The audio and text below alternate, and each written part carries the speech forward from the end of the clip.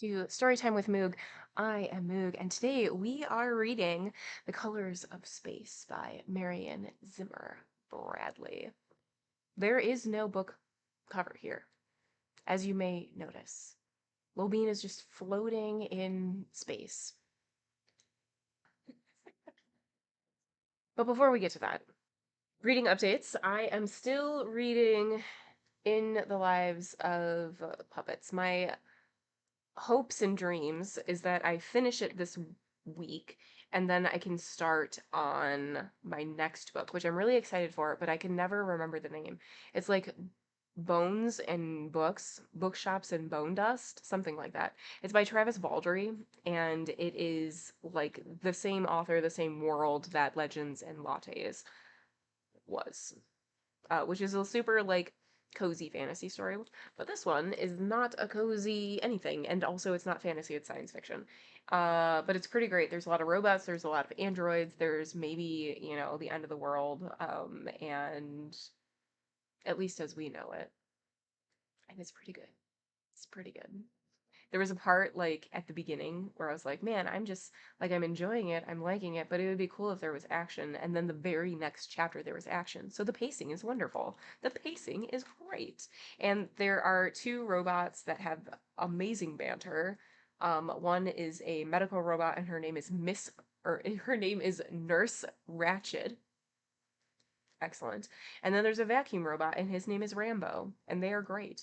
I adore both of them. So yeah, I'm reading this. Hopefully we'll finish it. This I'm reading because it was the winner of science fiction for 2023. So it's a new book. It came out last year. Excite. Hype. And then I'm listening to Bird Box by Josh Mallerman. It is a movie on Netflix with Sandra Bullock. I have not seen the movie. But I'm listening to the book and I'm liking it so far. It is a horror, psychological horror book.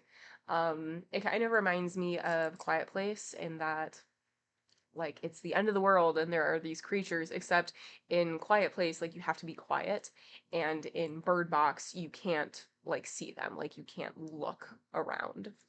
So yeah, doing that.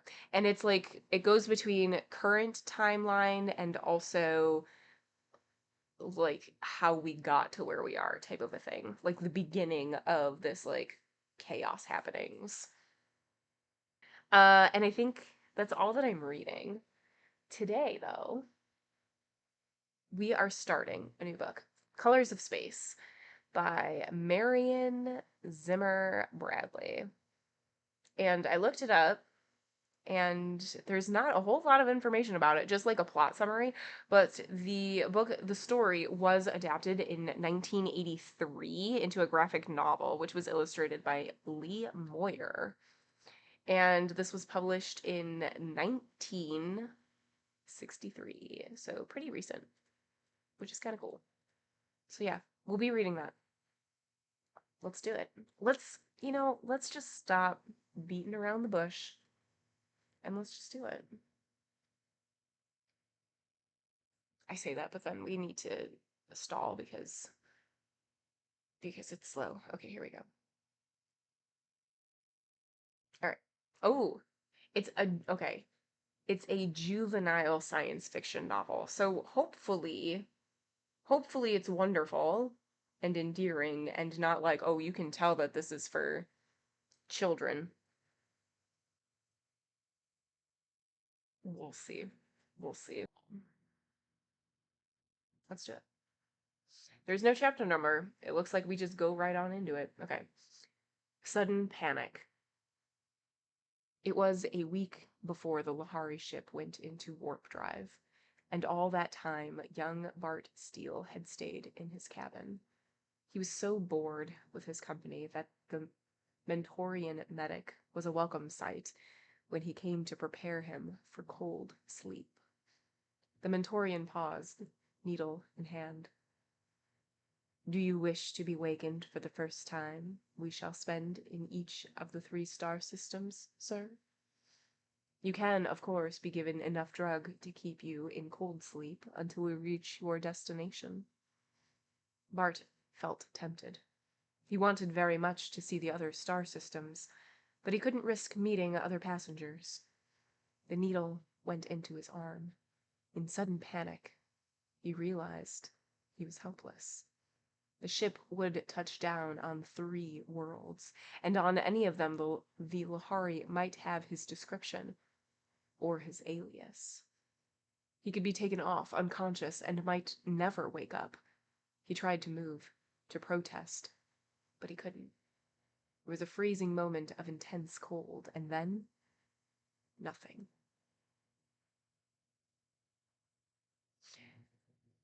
The end. So that was the first part, and then we get the table of contents with like chapter 1, chapter 2, blah blah blah. So that's just setting the mood. The mood has been set, and I like it. Chapter 1. The Lhari spaceport didn't belong on Earth. Bart Steele had thought that a long time ago when he first saw it. He had been just a kid then, 12 years old, and all excited about seeing Earth for the first time. Earth, the legendary home of mankind before the age of space, the planet of Bart's far-back ancestors, and the first thing he'd seen on Earth when he got off the starship was the Lhari spaceport. And he'd thought, right then, it doesn't belong on Earth. He said so to his father, and his father's face had gone strange, bitter, and remote. "A lot of people would agree with you, son," Captain Rupert Steele had said softly. "The trouble is, if the Lhari spaceport wasn't on Earth, we wouldn't be on Earth either. Remember that." Bart remembered it, 5 years later, as he got off the strip of moving sidewalk. He turned to wait for Tommy Kendron, who was getting his baggage off the center strip of the moving roadway. Bart Steele and Tommy Kendron had graduated together the day before from the Space Academy of Earth. Now Tommy, who had been born on the 9th planet of the star Capella, was taking the Lhari spaceship to his faraway home, and Bart's father was coming back to Earth on the same starship to meet his son. 5 years, thought Bart. That's a long time. I wonder if Dad will know me. "Let me give you a hand with that stuff, Tommy." "I can manage," Tommy chuckled, hefting the plastic cases. "They don't allow you much baggage weight on the Lhari ships. Certainly not more than I can handle." The two lads stood in front of the spaceport gate for a moment. Over the gate, which was high and pointed and made of some clear, colorless material like glass, was a jagged symbol resembling a flash of lightning. The sign, in Lhari language, for the home world of the Lhari. They walked through the pointed glass gate and stood for a moment, by mutual consent, looking down over the vast expanse of the Lhari spaceport. This had once been a great desert. Now it was all floored with some strange substance that was neither glass, metal, nor concrete. It looked like gleaming crystal, though it felt soft underfoot, and in the glare of the noonday it gave back the glare in a million rainbow flashes. Tommy put his hands up to his eyes to shield them. The Lhari must have funny eyes if they can stand all this glare. Inside the glass gate, a man in a guard's uniform gave them each a pair of dark glasses. "Put them on, boys, and don't look directly at the ship when it lands." Tommy hooked the earpieces of the dark glasses over his ears and sighted them with relief. Bart frowned, but finally put them on. Bart's mother had been a Mentorian, from the planet Mentor, of the star Deneb, 100 times brighter than the sun. Bart had her eyes, but Mentorians weren't popular on Earth, and Bart had learned to be quiet about his mother. Through the dark lenses, the glare was only a pale gleam. Far out in the very center of the spaceport, a high, clear glass skyscraper rose, catching the sunlight in a million colors. Around the building, Small copters and robot caps veered, discharging passengers, and the moving sidewalks were crowded with people coming and going. Here and there in the crowd, standing out because of their height and the silvery metallic cloaks they wore, were the strange tall figures of the Lhari. Well, how about going to town? Tommy glanced impatiently at his timepiece. Less than half an hour before the starship touches down. All right, we can get a sidewalk over there. Reluctantly, Bart tore his eyes from the fascinating spectacle and followed Tommy, stepping onto one of the sidewalks. It bore them down a long, sloping ramp toward the floor of the spaceport, then sped toward the glass skyscraper. Came to rest at the wide, pointed doors, depositing them in the midst of the crowd. The jagged lightning flash was there, over the doors of the building, and the words, "Here, by grace of the Lhari, is the doorway to all the stars." Bart remembered, as if it were yesterday, how he and his father had first passed through this door. And his father, looking up, had said under his breath, "Not for long, son. Some day men will have a doorway to the stars, and the Lhari won't be standing in the door." Inside the building, it was searingly bright. The high open rotunda was filled with immense mirrors and glass ramps running up and down, moving staircases, confusing signs and flashing lights on tall, oddly shaped pillars. The place was crowded with men from all over the planet, but the dark glasses they all wore gave them a strange sort of family resemblance. Tommy said, "I'd better check my reservations." Bart nodded. "Meet you on the upper level later," he said, and got on a moving staircase that soared slowly upward, past level after level, toward the information desk located on the topmost mezzanine. The staircase moved slowly, and Bart had plenty of time to see everything. On the step immediately in front of him, two Lhari were standing, and their backs turned. They might almost have been men. Unusually tall, unusually thin, but men. Then Bart amended that mentally. The Lhari had 2 arms, 2 legs, and a head apiece. They were that much like men. Their faces had 2 eyes, 2 ears, and a nose and mouth, all in the right places. But the similarity ended there. They had skin of a curious pale, silvery gray, and pale, pure white hair rising in what looked like a feathery crest. The eyes were long and slanting, the forehead high and narrow, the nose delicately thin and chiseled with long, vertically slit nostrils, the ears long, pointed, and lobeless. The mouth looked almost human, though the chin was abnormally pointed. The hands would almost have passed inspection as human hands, except for the long, triangular nails curved over the fingertips like the claws of a cat. They wore skin-tight clothes of some metallic, silky stuff, and long, flowing, gleaming, silvery capes. They looked unearthly, elfin, and strange, and in their own way, they were beautiful. The 2 Lhari in front of Bart had been talking softly in their fast, twittering speech. But as the hum of the crowds on the upper levels grew louder, they raised their voices, and Bart could hear what they were saying. He was a little surprised to find that he could still understand the Lhari language. He hadn't heard a word of it in years, not since his Mentorian mother died. The Lhari would never guess that he could understand their speech.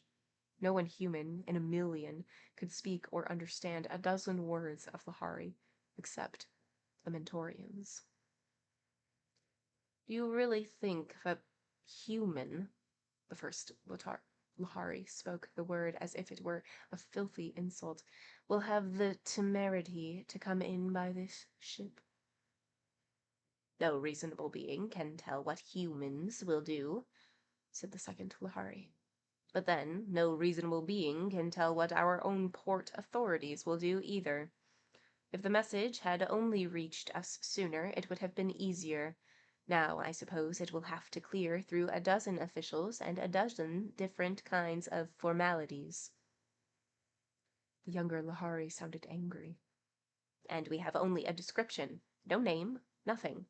How do they expect us to do anything under these conditions?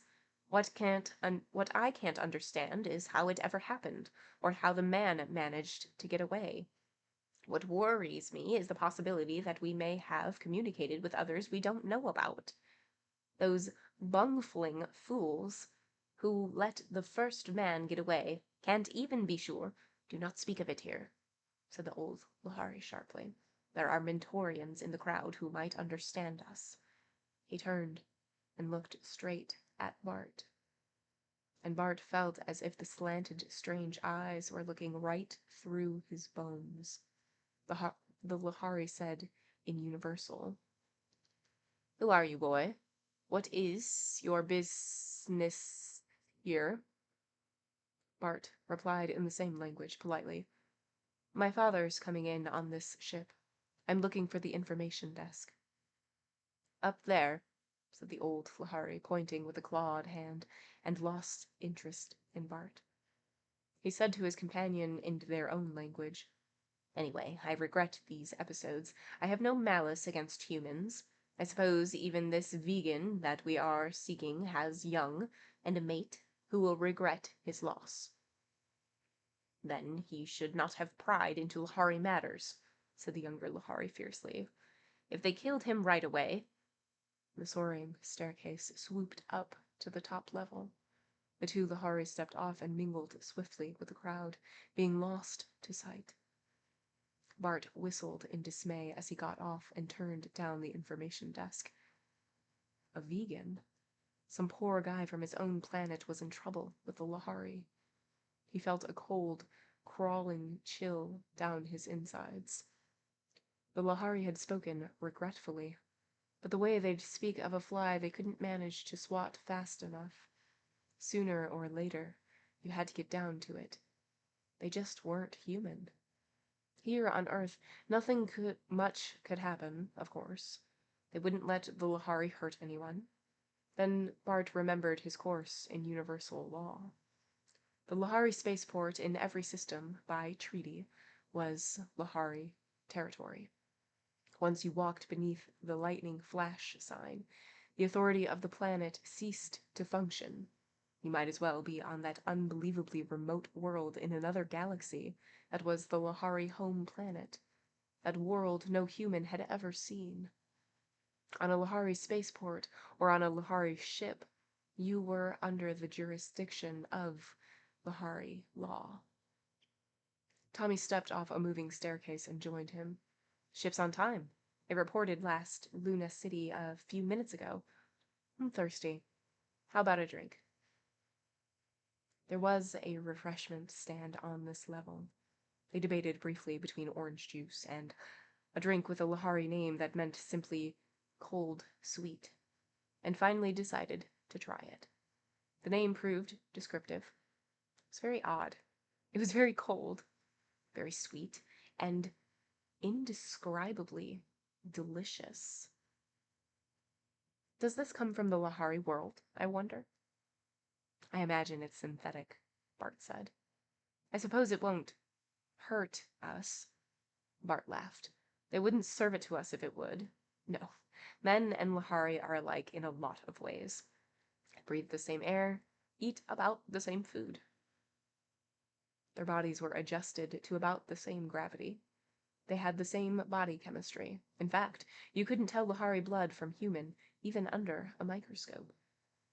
And in the terrible Orion spaceport wreck 60 years ago, doctors had found that blood plasma from humans could be used for wounded Lhari and vice versa, though it wasn't safe to transfuse whole blood. But then, even among humans, there were 5 blood types. And yet, for all their likeness, they were different. Bart sipped the cold Lhari drink, seeing himself in the mirror behind the refreshment stand, a tall teenager, looking older than his 17 years. He was lithe and well-muscled from 5 years of sports and acrobatics at the Space Academy. He had curling red hair and gray eyes, and he was almost as tall as Lhari. Will Dad know me? I was just a little kid when he left me here, and now I'm grown up. Tommy grinned at him in the mirror. What are you gonna do now? We've finished our so-called education. What do you think? Go back to Vega with Dad by Lhari ship and help him run Vega Inner Planet. Why else would I bother with all that astrogation and math? It's a great question. Why would you? You're the lucky one, with your father owning a dozen ships. He must be almost as rich as Lhari. Bart shook his head. It's not that easy. Space travel inside a system these days is small stuff.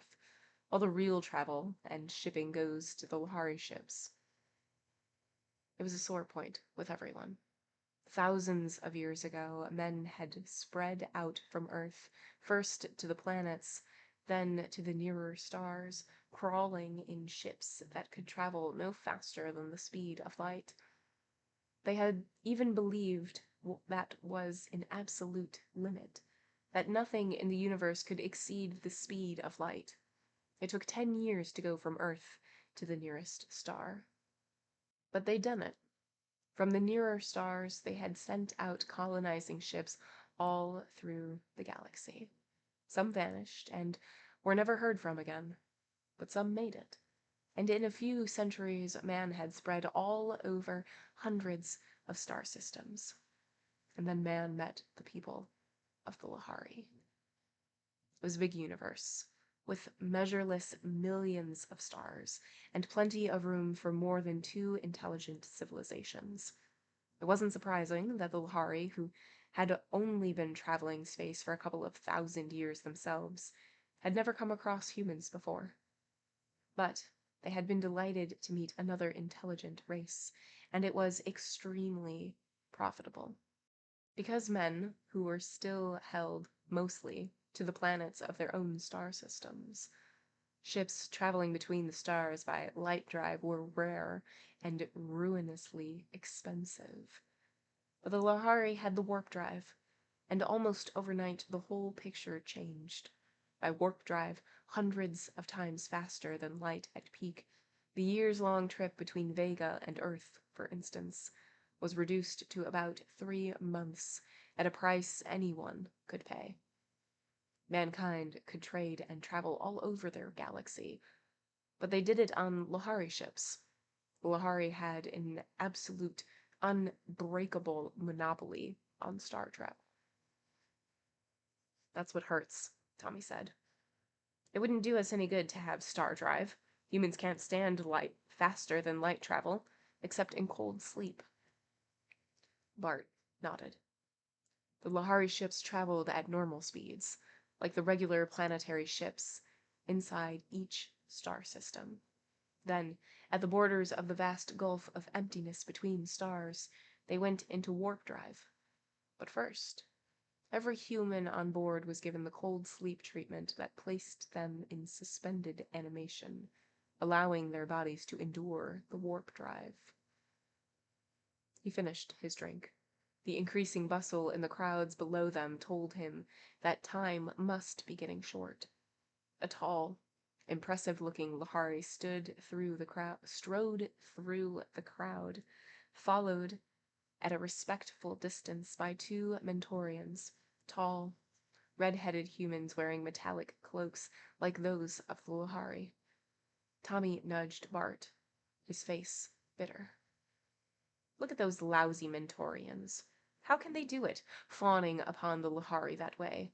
Yet they're as human as we are, slaves of the Lhari. Bart felt the involuntary surge of anger, instantly controlled. It's not that way at all. My mother was a Mentorian, remember? She made 5 cruises on a Lhari ship before she married my father. Tommy sighed.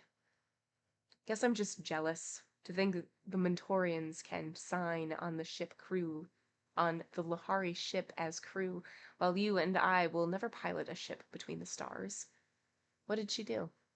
She was a mathematician. Before the Lhari met up with men, they used a system of mathematics as clumsy as the old Roman numerals. You have to admire them when you realize that they learned stellar navigation with their old system, though most ships use human math now. And of course, their eyes aren't like ours. Among other things, they're colorblind. They see everything in shades of black or white or gray. So they found out that humans aboard their ships were useful.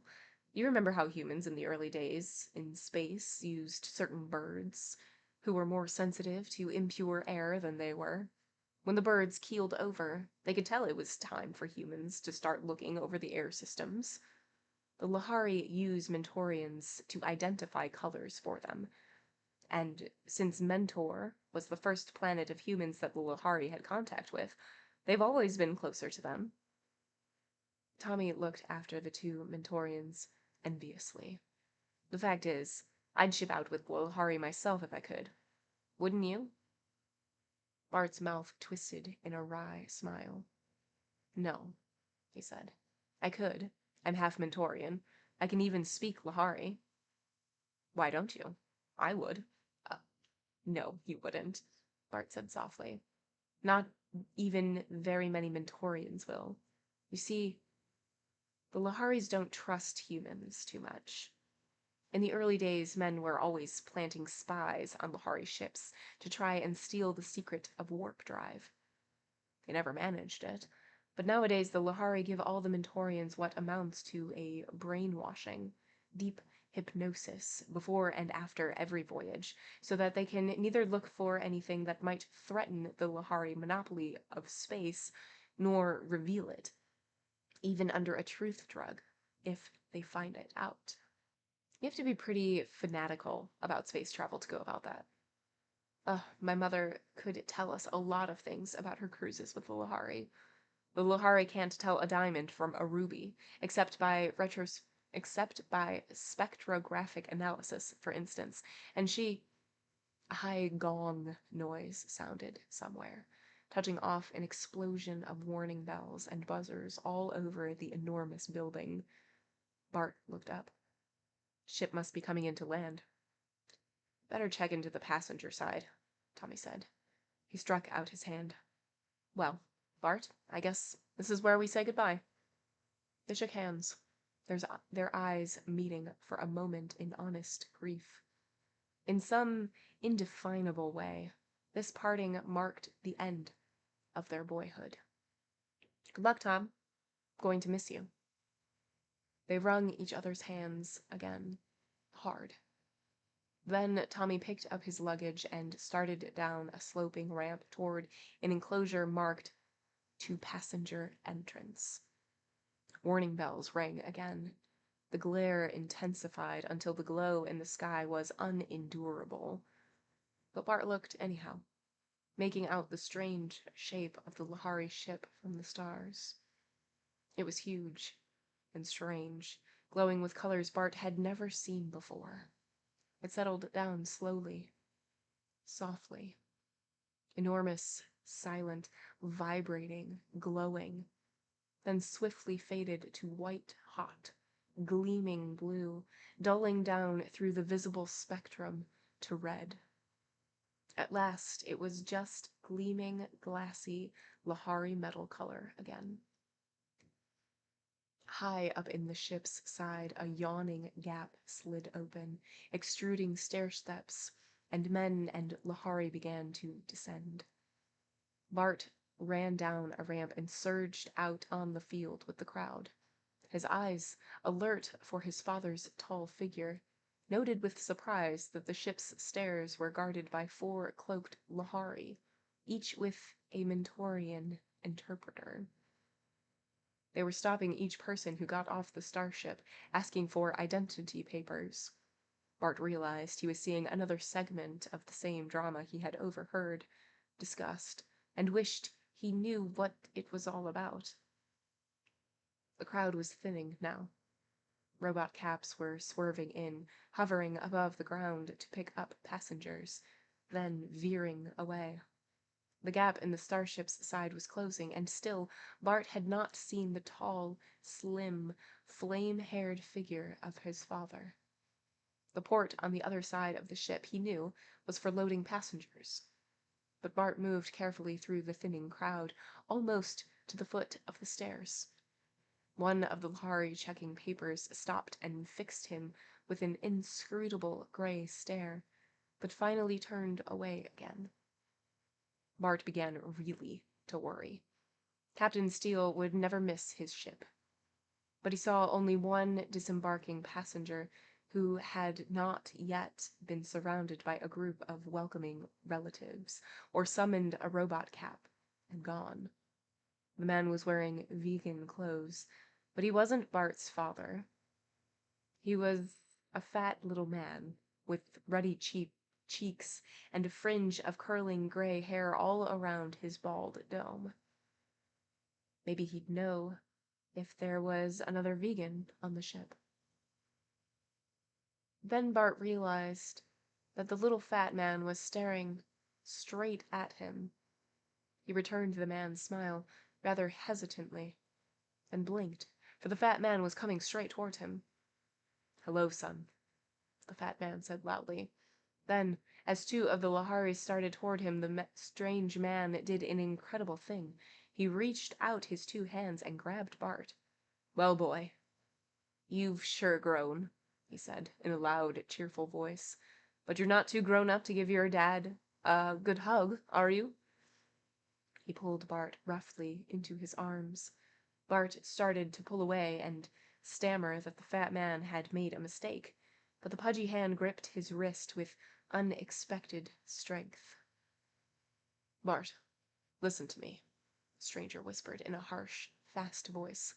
"Go along with this, or we're both dead. See those two Lhari watching us? Call me Dad, good and loud, if you want to live. Because, believe me, your life's in danger. Right now." Ooh. End of chapter 1. Okay, chapter 1 is doing a lot of work here. It is setting up characters, it is setting up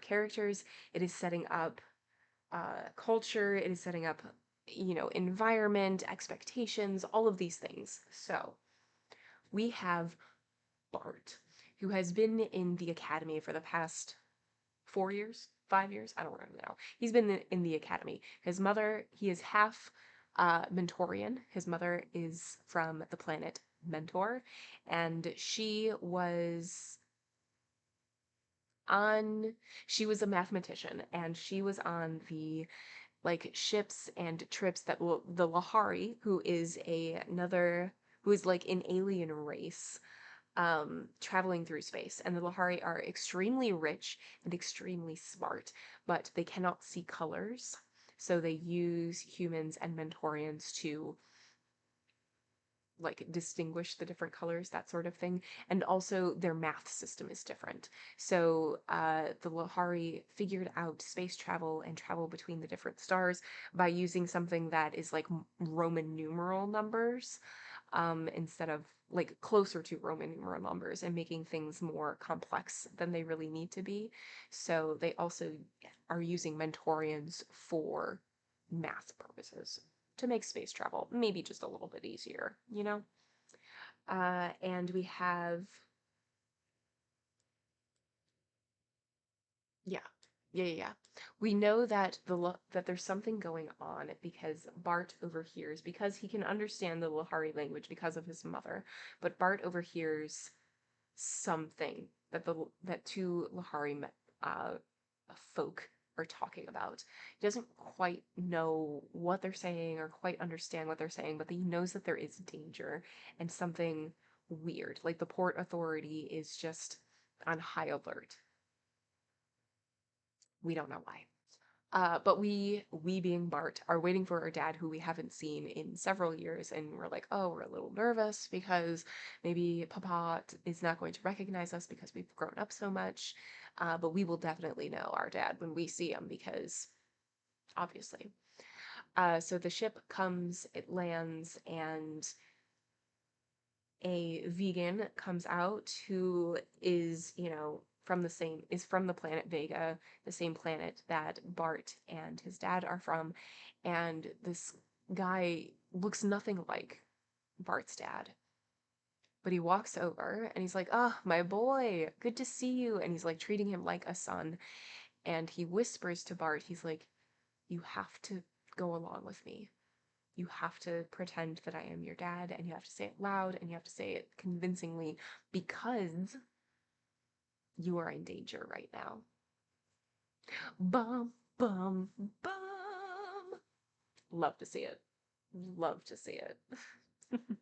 What a good first chapter. I'm hooked. I'm interested. I'm enthralled. I am all of those things and so much more. Chapter 2. For a moment, pulled off balance in the fat stranger's hug, Bart remained perfectly still, while the man repeated in that loud, jovial voice, "How you've grown!" He let him go, stepping away a pace or two, and whispered urgently, "Say something, and take that stupid look off your face." As he stepped back, Bart saw his eyes. In the chubby, good-natured red face, the stranger's eyes were half mad with fear. In a split second, Bart remembered the two Lhari and their talk of a fugitive. In that moment, Bart Steele grew up. He stepped toward the man and took him quickly by the shoulders. "Dad, you sure surprised me," he said, trying to keep his voice from shaking. "Been such a long time, I'd half forgotten what you looked like. Have a good trip?" "About like always." The fat man was breathing hard, but his voice sounded firm and cheerful. "Can't compare with the trip on the old Asterion, though." The Asterion was the flagship of Vega Interplanet, Rupert Steele's own ship. "How's everything?" Beads of sweat were standing out on the man's ruddy forehead, and his grip on Bart's wrist was so hard it hurt. Bart, grasping at random for something to say, gabbled, "Too bad you couldn't get to my graduation. I made third class, and I made third in a class of 400. The Lhari had surrounded them and were closing in. The fat man took a deep breath or two, said, "Just a moment, son," and turned around. "You want something?" The tallest of the Lhari, the old one, whom Bart had seen on the escalator, looked long and hard at him. When they spoke universal, their voices were sibilant, but not nearly so inhuman. "Could we trouble you to show us your papers?" "Certainly." Nonchalantly, the fat man dug them out and handed them over. Bart saw his father's name printed across the top. The Lhari gestured to a Mentorian interpreter. "What color is this man's hair?" The Mentorian said in the Lhari language, "His hair is gray." He used the universal. There were, of course, no words for colors in the Lhari speech. "The man we seek has hair of red," said the Lhari, "and he is tall, not fat." "The boy is tall and with red hair," the Mentorian volunteered, and the old Lhari made a gesture of disdain. "This boy is 20 years younger than the man whose description came to us. Why did they not give us a picture, or at least a name?" He turned to the other Lhari and said in their own shrill speech, I suspected this man because he was alone, and I had seen this boy on the upper mezzanine and spoken with him. We watched him, knowing sooner or later the father would seek him, ask him. He gestured to the Mentorian, he gestured, and the Mentorian said, "Who is this man? You?" Bart gulped. For the first time he noted the energon ray shockers at the belt of the four Lhari. He'd heard about those. They could stun, or they could kill, and quite horribly. He said, "This is my father. You want my cards, too?" He hauled out his identity papers. "My name is Bart Steele." The Lhari, with a gesture of disgust, handed them back. "Go on, father and son," he said, not unkindly. "Let's get going, son," said the little bald man. His hand shook on Bart's, and Bart thought, if we're lucky, we can get out of the port before he faints dead away. He said, "I'll get a copter," and then, feeling sorry for the stranger, gave him his arm to lean on. He didn't know whether he was worried or scared. Where was his father? Why did this man have his dad's papers? Was his father hiding inside the Lhari ship? He wanted to run, to burst away from the imposter, but the guy was shaking so hard that Bart couldn't just leave him standing there. If the Lhari got him, he was a dead duck. A copter swooped down, the pilot signaling. The little man said hoarsely, "No, robot cab." Bart waved the copter away, getting a dirty look from the pilot, and punched a button at the stand for one of the unmanned robot cabs. It swung down, hovered, motionless. Bart boosted the fat man in.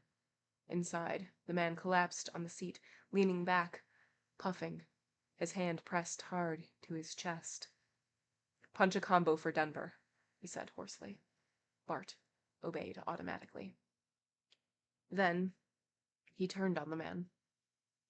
"It's your game, mister. Tell me what's going on. Where is my father?"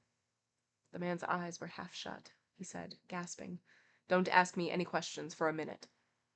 He thumbed a tablet into his mouth, and presently his breathing quieted.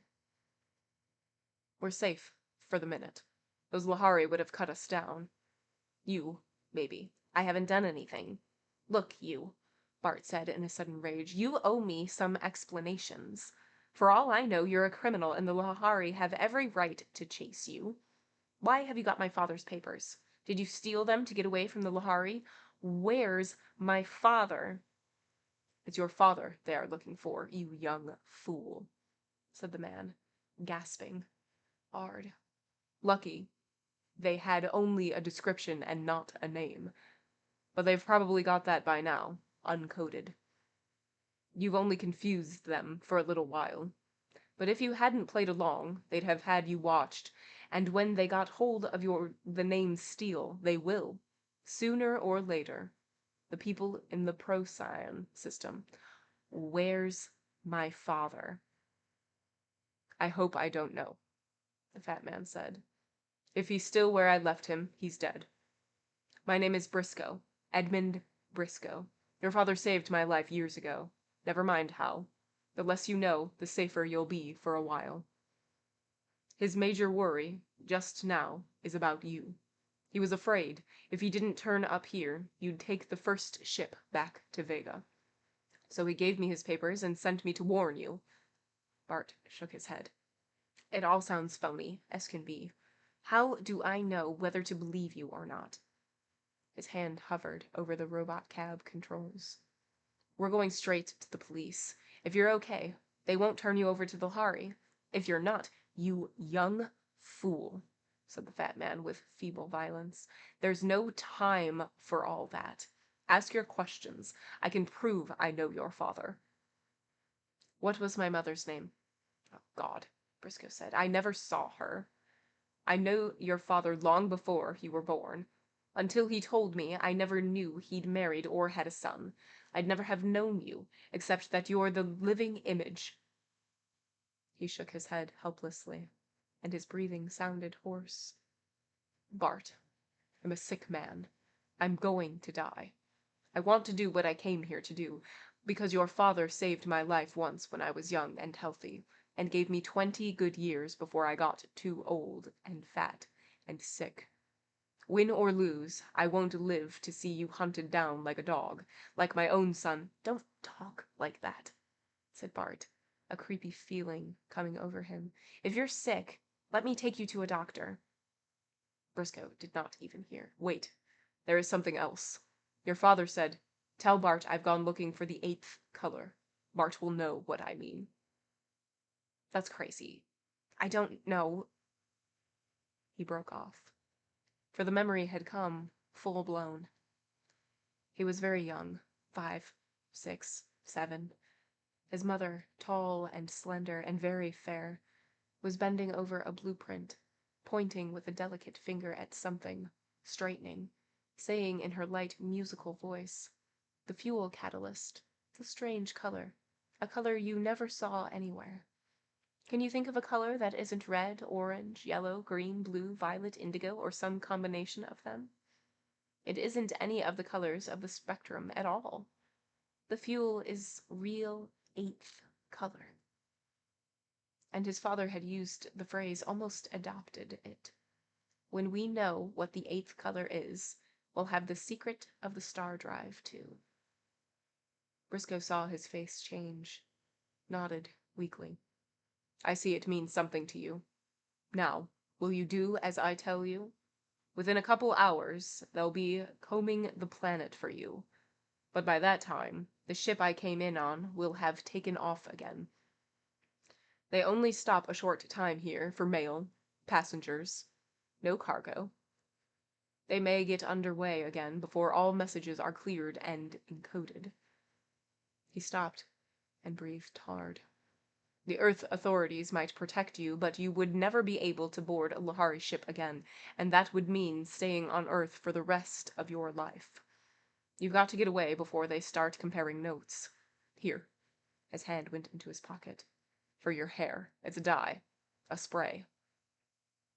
He pressed a button on the bulb in his hand. Bart gasped, feeling cold wetness on his head. His own hand came away, stained black. "Keep still," Briscoe said irritably. "You'll need it at the Procyon end of the run. Here." He stuck some papers into Bart's hand, then punched some buttons on the robot cab's control. It wheeled and swerved so rapidly that Bart fell against the fat man's shoulder. "Are you crazy? What are you going to do?" Briscoe looked straight into Bart's eyes.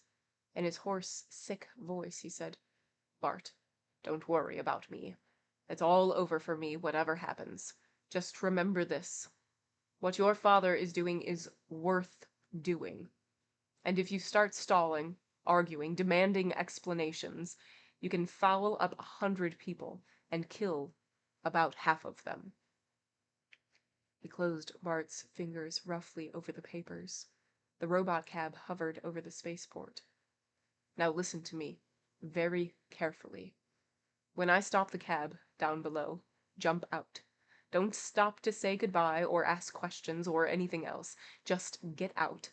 Walk straight through the passenger door and straight up the ramp of the ship. Show them that ticket, and get on. Whatever happens, don't let anything stop you. Bart," Briscoe shook his shoulder, "promise. Whatever happens, you'll get on that ship."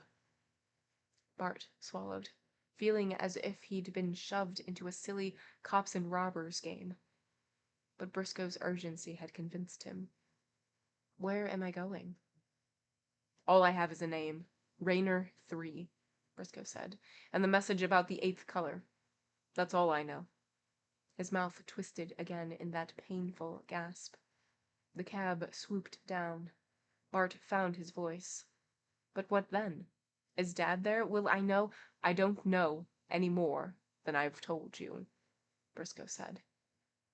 Abruptly, the robot cab came to a halt, swaying a little. Briscoe jerked the door open, gave Bart a push, and Bart found himself stumbling out on the ramp beside the spaceport building. He caught his balance, looked around, and realized that the robot cab was already climbing the sky again. Immediately before him, neon letters spelled, "To passenger entrance only." Bart stumbled forward. The Lhari by the gate thrust out a disinterested claw. Bart held up what Briscoe had shoved into his hand, only now seeing that it was a thin wallet, a set of identity papers, and a strip of pink tickets. Procyon, Alpha, Corridor B, straight through. The Lhari gestured, and Bart went through the narrow passageway, came out at the other end, and found himself at the very base of a curving stair that led up and up toward a door in the side of the huge Lhari ship. Bart hesitated. In another minute, he'd be on his way to a strange sun and a strange world, on what might be the wild goose chase of all time. Passengers were crowding the steps behind him. Someone shouted suddenly, "Look at that!" And somebody else shouted, "Is that guy crazy?" Bart looked up. A robot cab was swooping over the spaceport in wild, crazy circles, dipping down, suddenly making a dart like an enraged wasp at a little nest of Lhari. They ducked and scattered. The robot cab swerved away, hovered, swooped back. This time it struck one of the Lhari grazingly with landing gear and knocked him sprawling. Bart stood with his mouth open as if paralyzed. Briscoe. What was he doing? The fallen Lhari lay without moving. The robot cab moved in again, as if for the kill, buzzing viciously overhead. Then a beam of light arced from one of the drawn energon ray tubes. The robot cab glowed briefly red, then seemed to sag, sink together, then puddled, a slag heap of molten metal on the glassy floor of the port. A little moan of horror came from the crowd, and Bart felt a sudden, retching sickness. It had been like a silly game of cops and robbers, and suddenly it was as serious as melted death lying there on the spaceport. Briscoe. Someone shoved him and said, "Come on, quit gawking, kid. They won't hold the ship all day just because some nut finds a new way to end their life." Bart, his legs numb, walked up the ramp. Briscoe had died to give him this chance. Now it was up to him to make it worth having. End of chapter 2. Man, we are just moving at rapid speed. That's how you know that this book is like one, an older science fiction book, but two, also that it is for children, that it is a juvenile fiction book. Okay, so chapter 2, we have Bart and the guy who claims to be his dad. We don't know who he is yet. And Bart is just demanding answers, and the guy who's claiming to be his dad is like, "Look, I know your dad. A long, long time ago, he saved my life, and now I am helping him. I'm paying him back. He's in a lot of trouble. They are after him, and they are after you. You're lucky that they don't know, that the Lhari don't know colors." And that they only had, a description. They didn't get a name.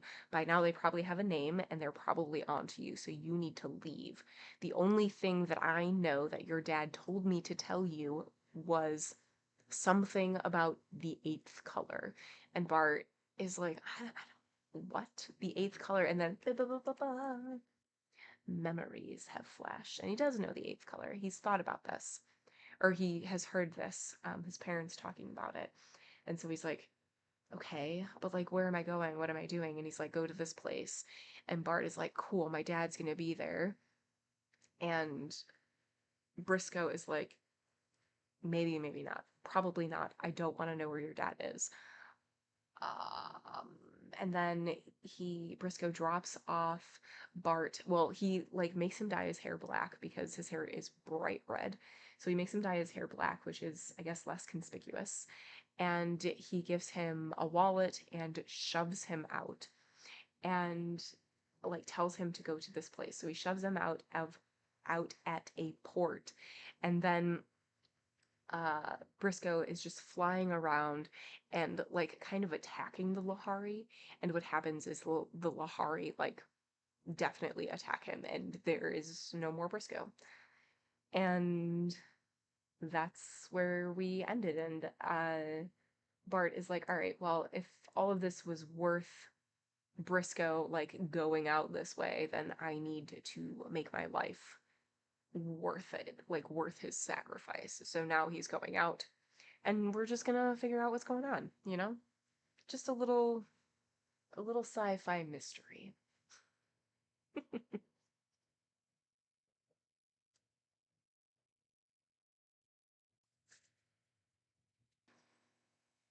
Chapter 3. At the top of the ramp, a Lhari glanced briefly at his papers, motioned him through. Bart passed through the airlock and into a brightly lit corridor, half full of passengers. The line was moving slowly, and for the first time Bart had a chance to think. He had never seen violent death before. In this civilized world, you didn't. He knew if he thought about Briscoe, he'd start bawling like a baby. So he swallowed hard a couple of times, set his chin, and concentrated on the trip to Procyon Alpha. That meant this ship was outbound for the Aldebaran run, Proxima Centauri, Sirius, Pollux, Procyon, Capella, and Aldebaran. The line of passengers was disappearing through a doorway. A woman ahead of Bart turned and said nervously, "We won't be put into cold sleep right away, will we?" He assured her, remembering his inbound trip 5 years ago. No, no. The ship won't go into warp drive until we're well past Pluto. It will be several days, at least." Beyond the doorway, the lights dwindled, and a Mentorian interpreter took his dark glasses, saying, "Kindly remove your belt, shoes, and other accessories of leather or metal before stepping into the decontamination chamber. They will be separately decontaminated and returned to you. Papers, please." With a small twinge of fear, Bart surrendered them. Would the Mentorian ask why he was carrying two wallets? Inside the other one he still had his Academy card, which identified him as Bart Steele. And if the Mentorian looked through them to check and found out he was carrying two sets of identity papers. But the Mentorian merely dumped all his pocket paraphernalia without looking at it into a sack. "Just step through here." Holding up his trousers with both hands, Bart stepped inside the indicated cubicle. It was filled with faint bluish light. Bart felt a strong tingling and a faint electrical smell, and along his forearms there was a slight prickling where the small hairs were all standing on end. He knew that the invisible R-rays were killing all the microorganisms in his body, so that no disease, germ, or stray fungus would be carried from planet to planet.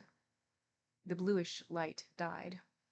Outside, the Mentorian gave him back his shoes and belt, handed him the paper sack of his belongings, and a paper cup full of greenish fluid. "Drink this."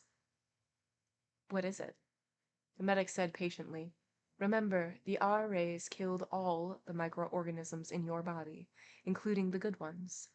The antibodies that protect you against disease, and the small yeasts and bacteria that live in your intestines and help in the digestion of your food. So we have to replace those you need to stay healthy. See?" The green stuff tasted a little brackish, but Bart got it down all right.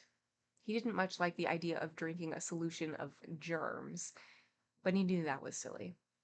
There was a big difference between disease germs and helpful bacteria. Another Mentorian official, this one a young woman, gave him a key with a numbered tag and a small booklet with "Welcome Aboard" printed on the cover. The tag was numbered 246B, which made Bart raise his eyebrows. B class was normally too expensive for Bart's father's modest purse. It wasn't quite the luxury class A, reserved for planetary governors and ambassadors, but it was plenty luxurious. Briscoe had certainly sent him traveling in style. B deck was a long corridor with oval doors. Bart found one numbered 246, and, not surprisingly, the key opened it. It was a pleasant little cabin, measuring about 6 feet by 8, and he would evidently have it to himself. There was a comfortably big bunk, a light that could be turned on and off instead of the permanent glow walls of the cheaper class, a private shower and toilet, and a placard on the walls informing him that passengers in B class had the freedom of the observation dome and the recreation lounge. There was even a row of buttons dispensing synthetic foods in case a passenger preferred privacy or didn't want to wait for meals in the dining hall. A buzzer sounded, and a Mentorian voice announced, "5 minutes to room check. Passengers will please remove all metal in their clothing and deposit in the lead drawers. Passengers will please recline in their bunks and fasten the retaining straps before the steward arrives. Repeat, passengers will please—" Bart took off his belt, stuck it and his cufflinks in the drawer, and lay down.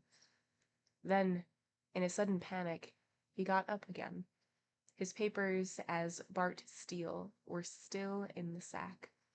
He got them out, and, with a feeling as if he were crossing a bridge and burning it after him, tore up every scrap of paper that identified him as Bart Steele of Vega 4, graduate of the Space Academy of Earth. Now, for better or worse, he was... Who was he? He hadn't even looked at the new papers Briscoe had given him. He glanced through them quickly. They were made out to David Warren Briscoe of Aldebaran 4. According to them, David Briscoe was 20 years old, hair black, eyes hazel, height 6 foot 1 inch. Bart wondered, painfully, if Briscoe had a son, and if David Briscoe knew where his father was.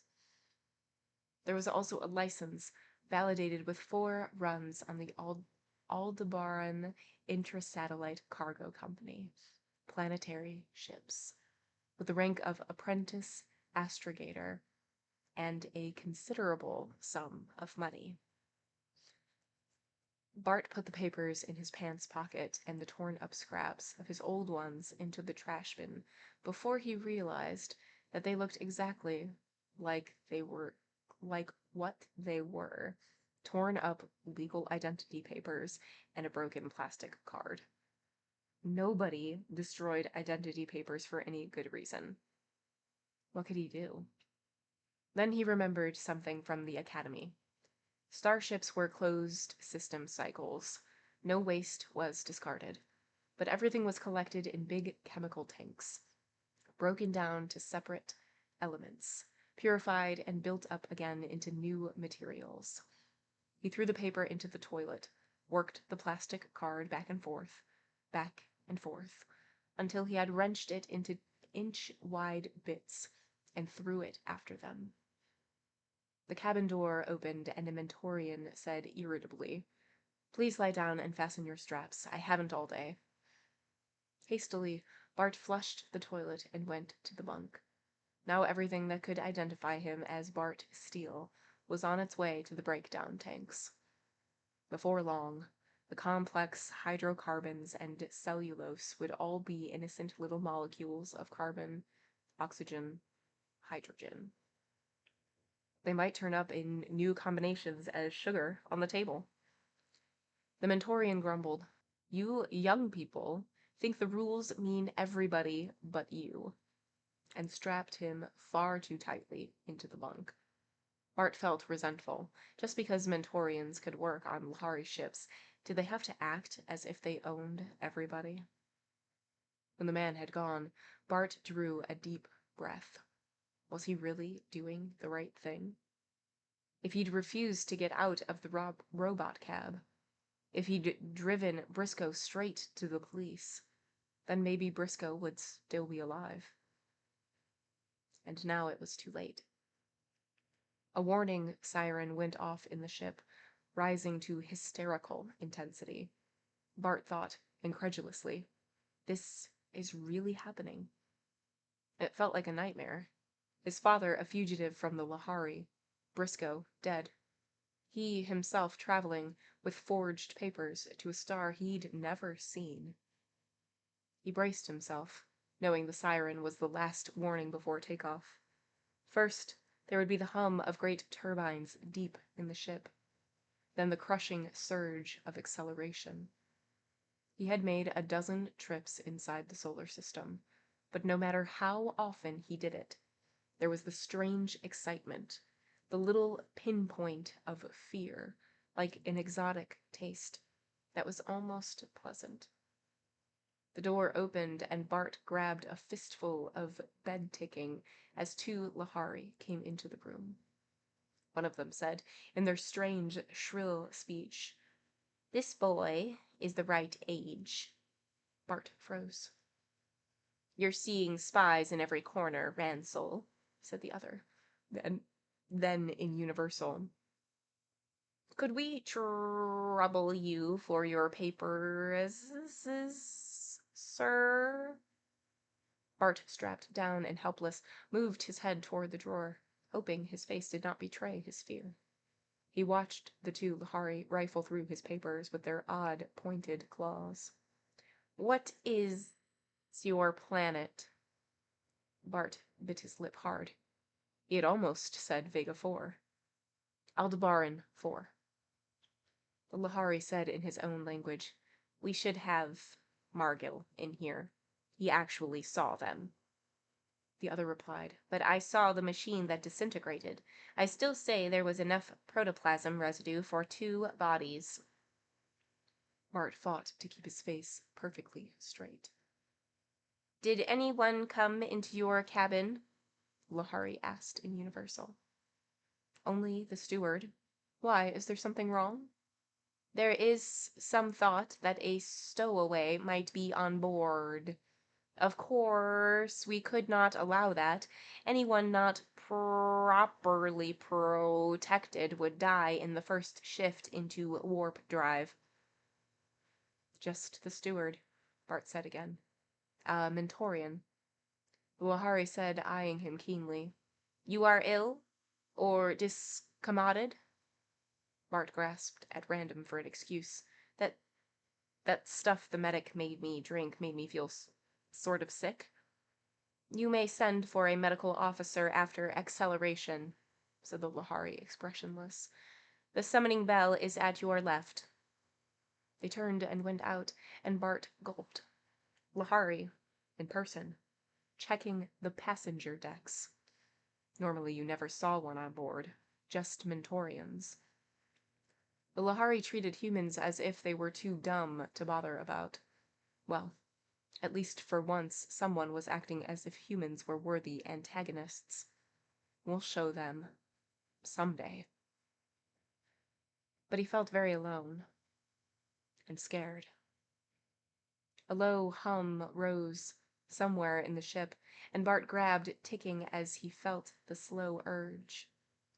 Then a violent sense of pressure popped his eardrums. Weight crowded down on him like an elephant sitting on his chest, and there was a horrible squashed sensation dragging his limbs out of shape.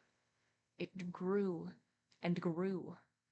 Bart lay still and sweated, trying to ease his uncomfortable position, unable to move so much as a finger.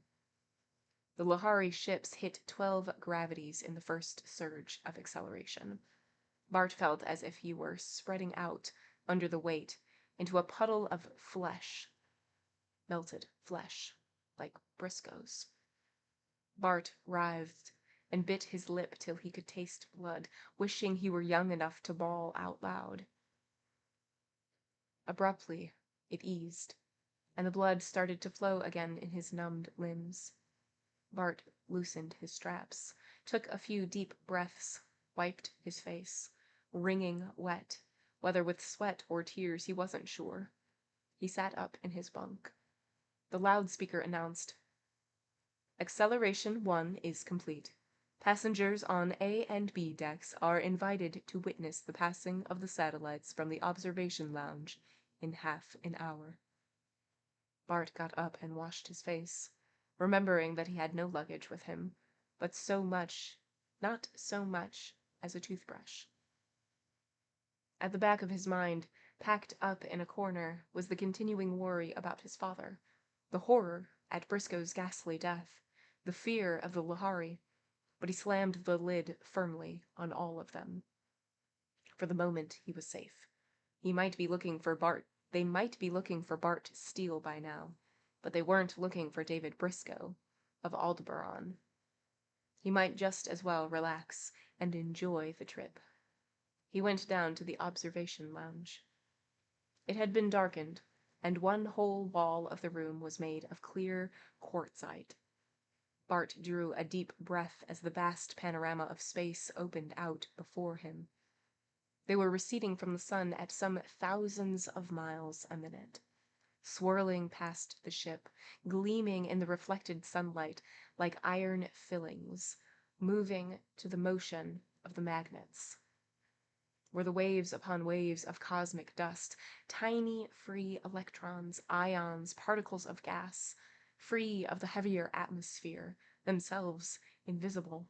They formed in their billions into bright clouds around the ship, pale, swirling veils of mist, and through their dim shine, the brilliant flares of the fixed stars burned clear and steady, so far away that even the hurling motion of the ship could not change their position. One by one he picked out the constellations. Aldebaran swung on the pendant chain of Taurus, like a giant ruby. Orion strode across the sky, a swirling nebula at his belt. Vega burned, cobalt blue in the heart of the lyre. Colors, colors.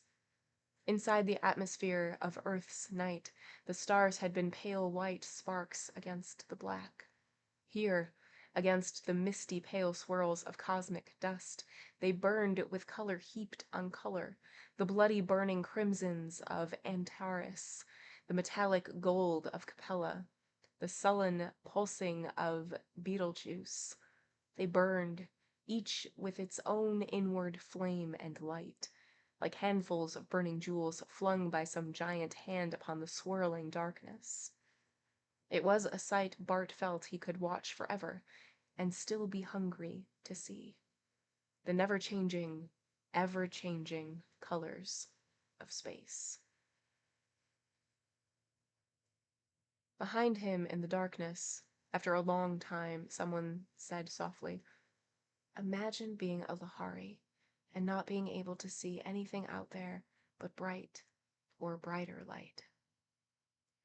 A bell rang melodiously in the ship, and the passengers in the lounge began to stir and move toward the door, to stretch limbs cramped like Bart's, by tranced watching, to talk quickly of ordinary things. "I suppose that bell means dinner," said a vaguely familiar voice at Bart's elbow. "Synthetics, I suppose, but at least we can all get acquainted." The light from the undarkened hall fell on their faces as they moved towards the door. "Bart? Why, it can't be!" In utter dismay, Bart looked down into the face of Tommy Kendron. In the rush of danger, he had absolutely forgotten that Tommy Kendron was on the ship, to make his alias useless. Tommy was looking at him in surprise and delight. Why didn't you tell me? Or did you and your father decide at last minute? Hey, it's great that you can go part way together, at least. Bart knew he must cut this short very quickly. He stepped out into the full corridor light so that Tommy could see his black hair. I'm sorry. You're confusing me with someone else. Bart, come off it. Tommy's voice died out. Sorry. I'd have sworn you were a friend of mine. Bart wondered suddenly. Had he done the wrong thing? He had a feeling he might need a friend. Badly. Well, it was too late now. He stared Tommy in the eye and said, Never seen you before in my life. Tommy looked deflated. He stepped back slightly, shaking his head. Never saw such a resemblance. Are you a vegan? No, Bart lied flatly. Aldebaran. David Briscoe. Glad to know you, Dave. With undiscourageable friendliness, Tommy struck out a hand. Say, that bell means dinner. Why don't we go down together? I don't know a soul on the ship, and it looks like luck, running into a fellow who could be my best friend's twin brother. Bart felt warm and drawn, but sensibly he knew he could not keep up the pretense. Sooner or later he'd give himself away, use some habitual phrase or gesture Tommy would recognize. Should he take a chance? Reveal himself to Tommy and ask him to keep quiet? No. This wasn't a game. One man was already dead. He didn't want Tommy to be next. There was only one way out, he said coldly. Thank you, but I have other things to attend to. I intend to be very busy all through the voyage. He spun on his heels and walked away before he could see Tommy's eager, friendly smile taken hurt and defensive. Back in his cabin, he gloomily dialed some synthetic jellies, thinking with annoyance of the anticipated good food of the dining hall. He knew he couldn't risk meeting Tommy again, and drearily resigned himself to staying in his cabin. He looked like an awfully boring trip ahead. It was. It was a week before the Lhari ship went into warp drive, and all that time Bart stayed in his cabin, not daring to go to the observation lounge or the dining hall. He got tired of eating synthetics. Oh, they were nourishing enough, but they were altogether uninteresting, and tired of listening to the tapes the room steward got him from the ship's library. By the time they had been in space a week, he was so bored with his own company that even the Mentorian medic was a welcome sight when he came in to prepare him for cold sleep. Bart had had the best education on Earth, but he didn't know precisely how the Lhari warp drive worked. He'd been told that only a few of the Lhari understood it, just as the man who flew a copter didn't need to understand Newton's 3 laws of motion in order to get himself back and forth to work. But he knew this much. When the ship generated the frequencies which accelerated it beyond the speed of light, in effect, the ship went into a sort of fourth dimension and came out of it a good many light years away. As far as Bart knew, no human being had ever survived warp drive except in the suspended animation which they called cold sleep. While the medic was professionally reassuring him and strapping him in his bunk, Bart wondered what humans would do with the Lhari star drive if they had it. Well, he supposed they could use automation in their ships. The Mentorian paused, needle in hand. Do you wish to be wakened for the week we shall spend in each of the Proxima, Sirius, and Pollux systems, sir? You can, of course, be given enough drug to keep you in cold sleep until we reach the Procyon system. Bart wondered if the room steward had mentioned the passenger so bored with the trip that he didn't even visit the observation lounge. He felt tempted. He was getting awfully tired of staring at the walls. On the other hand, he wanted very much to see the other star systems. When he passed through them on the trip to Earth, he'd been too young to pay much attention. Firmly, he put the temptation aside. Better not to risk meeting other passengers. Tommy, especially, if he decided he couldn't take the boredom. The needle went into his arm. He felt himself sinking into sleep and, in sudden panic, realized that he was helpless. The ship would touch down on 3 worlds, and on any of them the Lhari might have his description, or his alias. He could be taken off, drugged and unconscious, and might never wake up. He tried to move, to protest, to tell them he was changing his mind, but already he was unable to speak. There was a freezing moment of intense, painful cold. Then he was floating in what felt like waves of cosmic dust, swirling many colors before his eyes. And then there was nothing. No color. Nothing at all except the nowhere sleep, the nowhere night of sleep. End of chapter 3. Okay, chapter 3. We are on the ship. We've done it. We get into our room and we're like, oh, we're in cabin B. I could never have afforded this before. And it's really nice. It's real stinking nice. And we go to our room and it's a 6x8 room, and in the room is a bed. Like, we don't really ever have to leave. They even have a dispenser for synthetic foods if, we don't want to go to the cafeteria or whatever. And so we realize that we still have our other wallet. So we have our alias wallet, but then we have our real one. And we're like, oh, we definitely need to get rid of that. So we rip it up and then we put it in the garbage. Wait a minute, we can't just put it in the garbage. That's a little suspicious. So we rip it up and then we like flush it down. And in doing so, it's going to be sent to a part of the ship where it's going to just be like broken down and just basically turned into molecules again. Molecules, chemicals, all those things. It's not going to any longer look like ripped up identification cards. And as he's doing this, or as soon as he finishes it, a Lhari comes in with a Mentorian to translate, or is it 2 Lhari? I don't know. 2 people come in and they are looking for a stowaway. And so they're asking him questions. They're like almost testing his knowledge of his ID. So it's a good thing that he looked at it. And he passes. Hooray. Huzzah. And an announcement goes off saying that, Section A and B, you're free to move about, blah, blah, blah. Come and look at the observation deck. And so Bart goes out to the observation deck, and it's beautiful. There are just so many colors, and you don't really get to appreciate it when you're on a planet because the stars just look white. Like, you don't get to see all the brilliancy of the colors of space. And so he's admiring that, and as he is admiring it, a little bell goes off, and that is probably signaling dinner, and he hears a voice that is so familiar, and it's his friend, Tommy. And Tommy sees him and is like real excited. He's like, oh my god, Bart, you're here. I'm so excited. At least we'll be able to spend, part of our travels together. I didn't know that you were going to be here. This is so fun. I thought that you and your dad were going to go someplace else.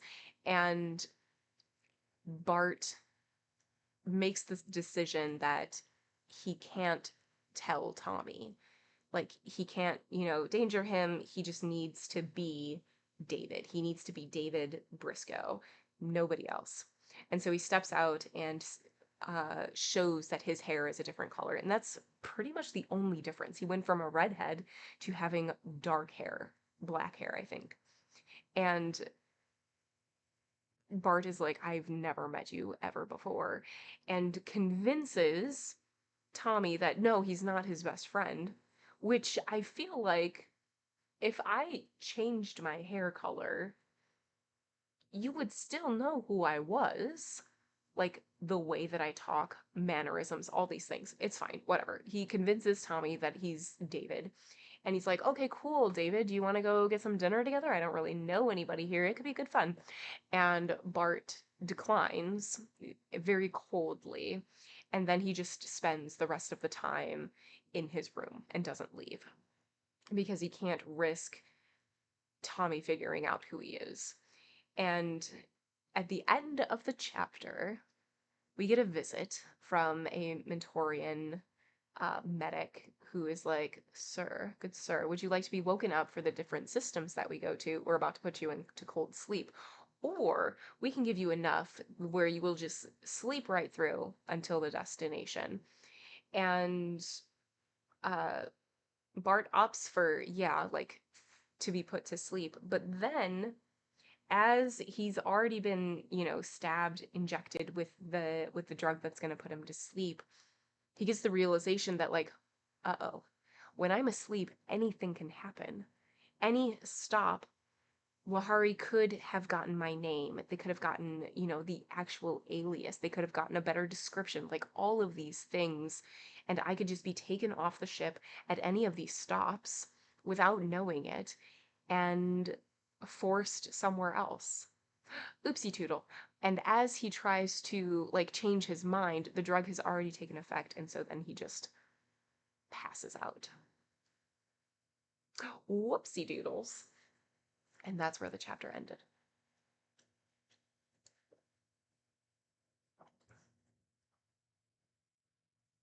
So, Chapter 4.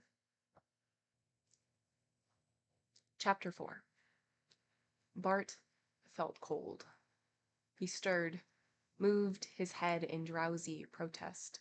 Then memory came flooding back, and in sudden panic he sat up, flinging out his arms as if to ward away anyone who would lay hands on him. "Easy," said a soothing voice. A Mentorian. Not the same Mentorian bent over him. Not the same Mentorian bent over him. "We have just entered the gravitational field of Procyon, planet Alpha, Mr. Briscoe. Touchdown in 4 hours." Bart mumbled an apology. "Think nothing of it.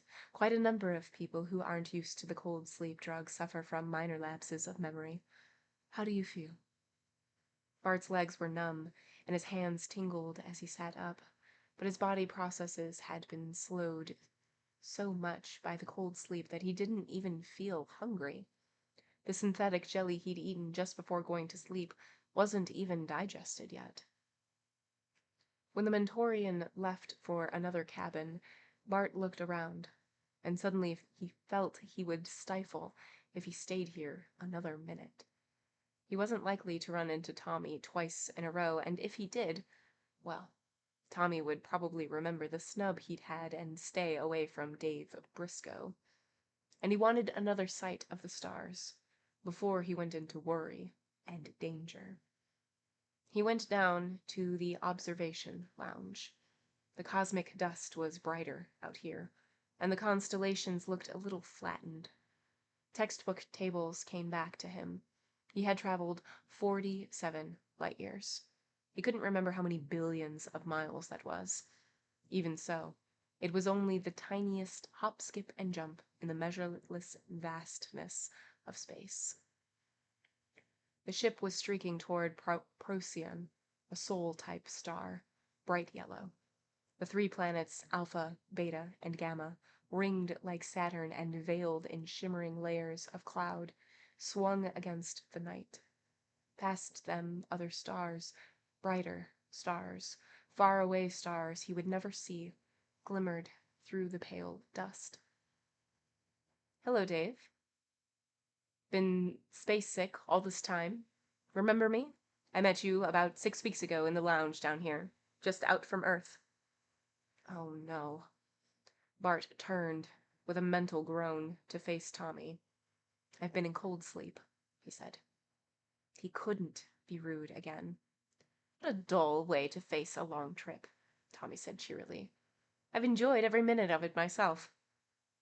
It was hard for Bart to realize that, for Tommy, their meeting had been 6 weeks ago.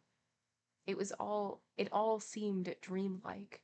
The closer he came to it, the less he could realize that in a few hours he'd be getting off on a strange world, with only the strange name Raynor 3 as a guide. He felt horribly alone, and having Tommy close at hand helped, even though Tommy didn't know he was helping. "Maybe I should have stayed awake." "You should," Tommy said. "I only slept for a couple of hours at each warp drive shift. We had a long a day-long stopover at Sirius 18, and I took a tour of the planet, and I've spent a long time down here, just stargazing. Not that it did me much good. Which one is Antares? How do you tell it from Aldebaran? I'm always getting them mixed up. Bart pointed. Aldebaran. That's the big red one there, he said. Think of the constellation Taurus as a necklace, with Aldebaran hanging from it like a locket. Antares is much further down in the sky, in relation to the arbitrary sidereal axis, and it's a deeper red, like a burning coal, while Aldebaran is like a ruby. He broke off in mid-word, realizing that Tommy was gazing at him in a mixture of triumph and consternation. Too late, Bart realized he had been tricked.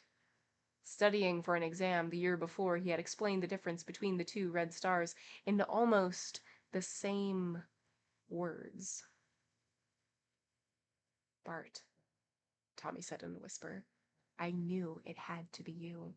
Why didn't you tell me, fella?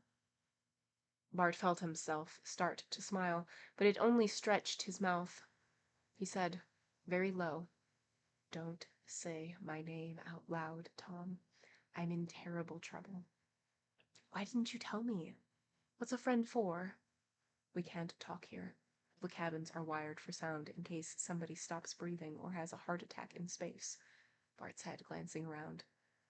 They went and stood at the very foot of the quartz window, seeming to tread the brink of a dizzying gulf of cosmic space, and talked in low tones while alpha and beta and gamma swelled like blown-up balloons in the port. Tommy listened, almost incredulous. And you're hoping to find your father, with no more information than that? It's a big universe, he said, waving at the gulf of stars. The Lhari ships, according to the little tourist pamphlet they gave me, touched down at 922 different stars in this galaxy.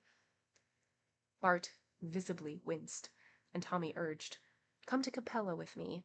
You can stay with my family as long as you want to. The appeal of the Interplanet Authority to find your father, and appeal to the Interplanet Authority to find your father. They'd protect him against the Lhari, surely.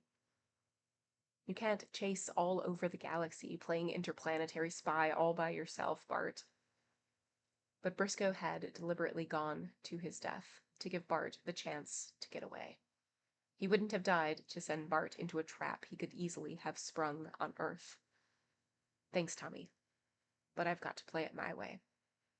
Tommy said firmly, Count me in, then. My ticket has stopover privileges. I'll get off at Procyon with you. It was a temptation to have a friend at his back. He put his hand on Tommy's shoulder, grateful beyond words, but fresh horror seized him as he remembered the horrible puddle of melted robot cab with Briscoe somewhere in the residue. Protoplasm residue, enough for 2 bodies. He couldn't let Tommy face that. Tommy, I appreciate that. Believe me. But if I did find my father and his friends, I don't want anyone tracing me. You'd only make the danger worse. The best thing you can do is to stay out of it. Tommy faced him squarely. One thing's for sure. I'm not going to let you get off and never know whether you're alive or dead. I'll try to get a message to you, Bart said, if I can. But whatever happens, Tommy, stay with the ship and go on to Capella. It's the only thing you can do to help me. A warning bell rang in the ship. He broke sharply away from Tommy, saying over his shoulder, It's all you can do to help, Tom. Do it. Please. Just stay clear. Tommy reached out and caught his arm. Okay, he said reluctantly. I will. But be careful, he added fiercely. You hear me?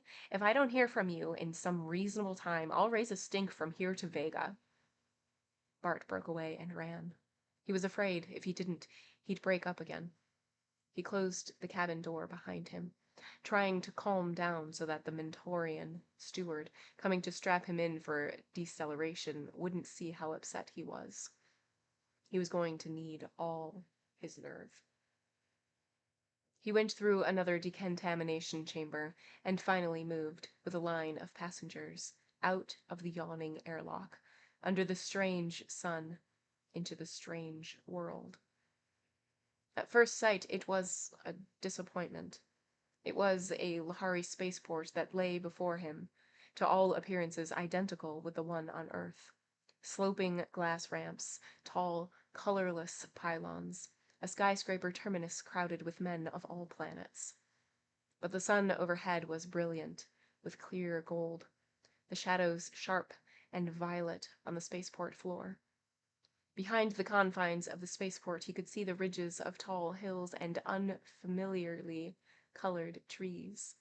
He longed to explore them, but he got a grip on his imagination, surrendering his ticket stub and false papers to the Lhari and Mentorian interpreter who guarded the ramp. The Lhari said to the Mentorian in the Lhari language, "Keep him for questioning, but don't tell him why." Bart felt a cold chill icing his spine. This is it. The Mentorian said briefly, "We wish to check on the proper antibody component for Aldebaran natives. There will be a delay of about 30 minutes. Will you kindly wait in this room here?" The room was comfortable, furnished with chairs and a vision screen with some colorful story moving on it. Small, bright figures in capes, curious beasts racing across an unusual veldt. But Bart paced the floor restlessly. There were 2 doors in the room. Through one of them he had been admitted. He could see, through the glass door, the silhouette of the Mentorian outside. The larger door was opaque and marked in large letters. "Danger humans must not pass without special lens type X. Ordinary space lens will not suffice. Danger. Lhari opening. Adjust X lenses before opening." Bart read the sign again. Well, that was no way out for sure. He had heard that the Lhari sun was almost 500 times as bright as Earth's. The Mentorians alone, among humans, could endure Lhari lights. He supposed the warning was for ordinary spaceport workers. A sudden, rather desperate plan occurred to Bart. He didn't know how much light he could tolerate. He'd never been on Mentor, but he had inherited some of his mother's tolerance for light. And blindness would be better than being burned down to an energon gun. He went hesitantly toward the door and pushed it open. His eyes exploded into pain. Automatically his hands went up to shield them.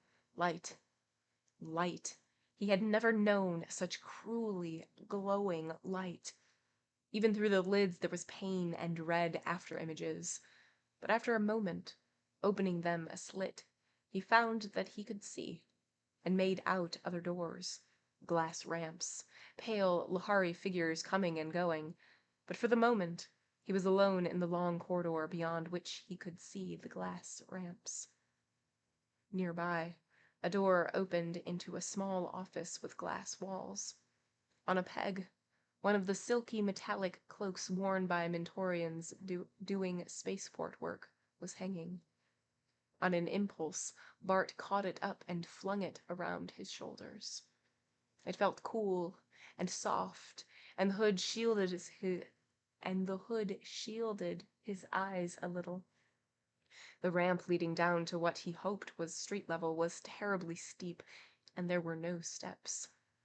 Bart eased himself over the top of the ramp and let go. He whooshed back the slick surface of the flat of his back, feeling the metal of the cloak heat and with the friction, and came to a breathless, jarring stop at the bottom. Whew! What a slide.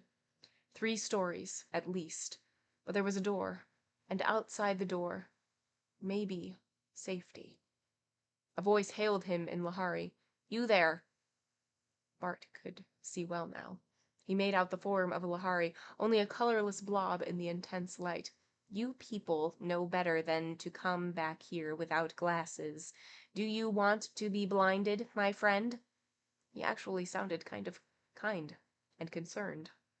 Bart tensed, his heart pounding.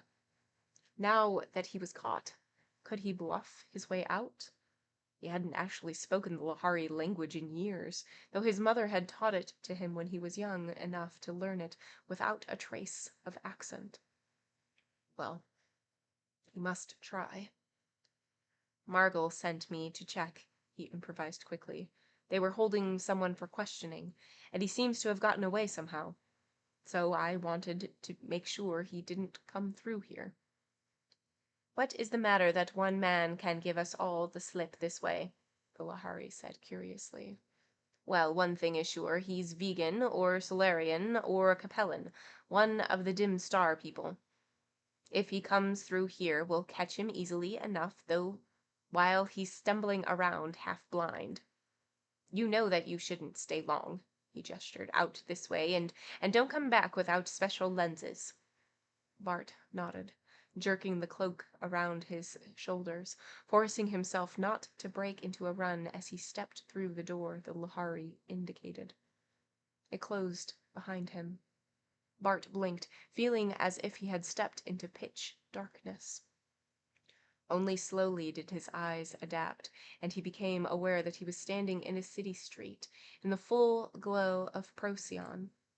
Sunlight, and apparently outside the Lhari spaceport entirely.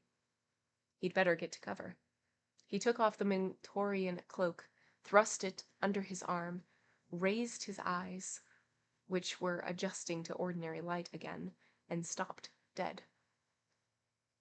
Just across the street was a long, low, rainbow-colored building, and the letters, Bart blinked, thinking his eyes had deceived him, spelled out 8 Colors Transshipping Corporation. Cargo, passengers, messages, express. A. Rainer 1, manager. End of chapter 4. Oh boy, oh boy, oh boy. Okay, chapter 4. So we have been woken up. We've made it to our destination. And Bart runs into Tommy again. And Tommy is just sort of playing off like, oh, hey, Dave, haven't seen you in a while. Oh, you've been asleep? Cool, you missed a lot. It's been really fun. I've been awake this whole 6 weeks. I can't tell the difference between these two stars. I always get them mixed up. And then Bart sort of goes on this like, whoa, according to my glasses type of a thing, and goes through the differences. And he realizes that this is the same exact word for word, basically, explanation that he has already given Tommy before. And so he stops, and Tommy knows that it's Bart. And so they go back and forth, and Tommy has said that he is more than happy to help Bart escape and more than happy to like house him and make an appeal for his father, all of these things. And Bart is just like, we can't do that. Like, I have to go by myself. I will try to give message that everything is okay, but I need to do this by myself.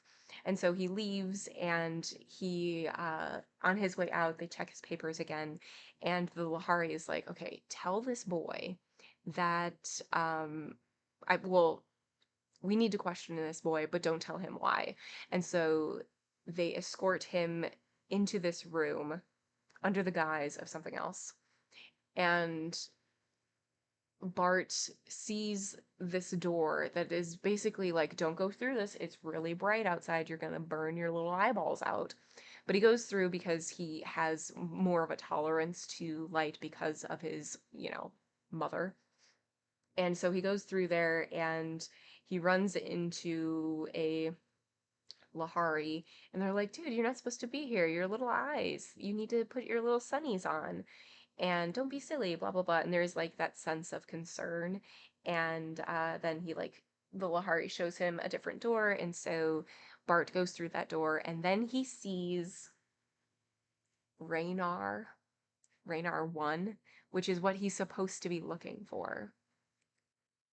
Beautiful. Love to see it. Love to see it. Okay, chapter 5. For a moment, the words swirled before Bart's still watering eyes. He wiped them, trying to steady himself. Had he so soon reached the end of his dangerous quest? Somehow he had expected it to lie in deep, dark concealment. Raynor 1. The existence of Raynor 1 presupposed a Raynor 2, and probably a Raynor 3. For all he knew, Raynors 4, 5, 6, and 66. The building looked solid and real. It had evidently been there a long time. With his hand on the door, he hesitated. Was it, after all, the right 8 colors? But it was a family saying, hardly the sort of thing you'd be apt to hear outside. He pushed the door and went in. The room was filled with brighter light than the Procyon sun outdoors. The edges of the furniture rimmed with neon in the Mentorian fashion. A prim-looking girl sat behind a desk, or what should have been a desk, except that it looked more like a mirror, with little sparkles of lights, different colors, in regular rows along one edge. The mirror top itself was blue-violet, and gave her skin with violet eyes a bluish tinge. She was smooth and lacquered and glittering, and she raised her eyebrows at Bart as if he were some strange form of life she hadn't seen very often. I'd like to see Raynor 1, he said. Her dainty pointed fingernail, varnished blue, stabbed at points of light. On what business? She asked, not caring. It's a personal matter. Then I suggest you see him at his home. It can't wait that long. The girl studied the glassy surface and punched at some more of the little lights. Name, please? David Briscoe. He had thought her perfect painted face could not show any emotion except disdain. But it did. She looked at him in open, blank consternation. She said into the vision screen, He calls himself David Briscoe. Yes, I know. Yes, sir. Yes. She raised her face, and it was controlled again, but not bored. Raynor 1 will see you, through that door and down to the end of the hall. At the end of the hall was another door. He stepped through into a small cubicle, and the door slid shut like a closing trap. He whirled in panic, then subsided in foolish relief as the cubicle began to rise. It was just an automatic elevator. It rose higher and higher, stopping with an abrupt jerk, and slid open into a lighted room and office. A man sat behind a desk, watching Bart step from the elevator.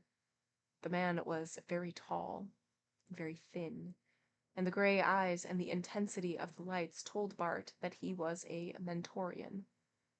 Raynor 1? Under the steady, stern gray stare, Bart felt the slow, clutching suck of fear again. Was this man a slave of the Lhari who would turn him over to them? Or someone he could trust? His own mother had been a Mentorian. Who are you? Raynor 1's voice was harsh and gave the impression of being loud, though it was not. Dave Briscoe? It was the wrong thing. The Mentorian's mouth was taut, forbidding. Try again. I happen to know that David Briscoe is dead. I have a message for Raynor 3. The cold gray stare never altered. On what business? In a sudden inspiration, Bart said, I'll tell you that, if you can tell me what the 8th color is. There was a glint in the grim eyes now, though the even, stern voice did not soften. I never knew myself. I didn't name it 8 colors. Maybe it's the original owner you want. On a sudden hope, Bart said, "Was he, by any chance, named Rupert Steele?" Raynor One made a suspicious movement. "I can't imagine why you would think so," he said guardedly, "especially if you've just come in from Earth. It was never very widely known. He only changed the name to 8 Colors a few weeks ago, and it's for sure that your ship didn't get any messages while the Lhari were in warp drive. You mention entirely too many names. Did I notice you aren't giving out any further information?" "I'm looking for a man called Rupert Steele." "I thought you were looking for Raynor 3, said Raynor 1, staring at the Mentorian cloak. "I can think of a lot of people who might want to know how I react to certain names, and find out if I know the wrong people. If they are the wrong people. What makes you think I'd admit it, if I did?"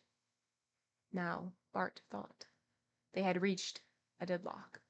Somebody had to trust somebody.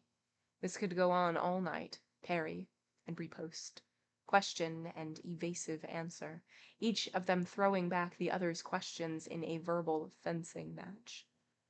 Raynor 1 wasn't giving away any information, and, considering what was probably at stake, Bart didn't blame him much. He flung the Mentorian cloak down on the table. "They got me out of trouble the hard way," he said. "I never wore one before, and I never intend to again. I want to find Rupert Steele because he's my father." "Your father? And just how are you going to prove that exceptionally interesting statement?" Without warning, Bart lost his temper. "I don't care whether I prove it or not. You try proving something for a change, why don't you?